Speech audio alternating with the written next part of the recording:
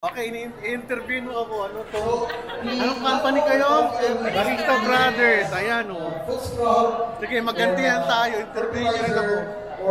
Ma-interview na ako about coffee. Sana kaya ko ha.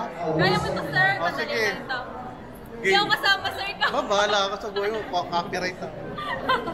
Ay na, okay. So, again, ang Philippines shopping. How was your experience, sir, with Barista Brothers today?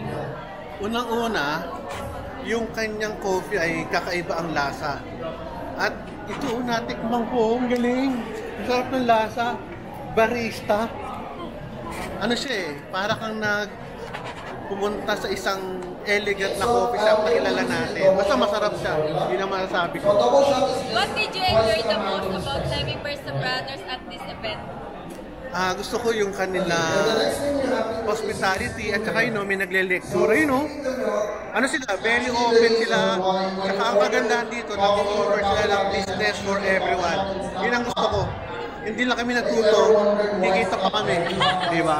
And the last question, sir. Would you recommend Barista Brothers for future events and why? 110%. Kung meron kayong event, hindi yun ito nang bobola ako, kasi ako naman I tell my audience na maging tayo. Maganda siya for your events. Invite nyo siya. Saan ba sila mapupuntahan? Sa Mandaluyong lang. Mandaluyong. Ayun lang, puntahan nyo sila. Anong part? Ano nyo? Chuseho Street. Ano? Chuseho Street. Montejo? Chuseho.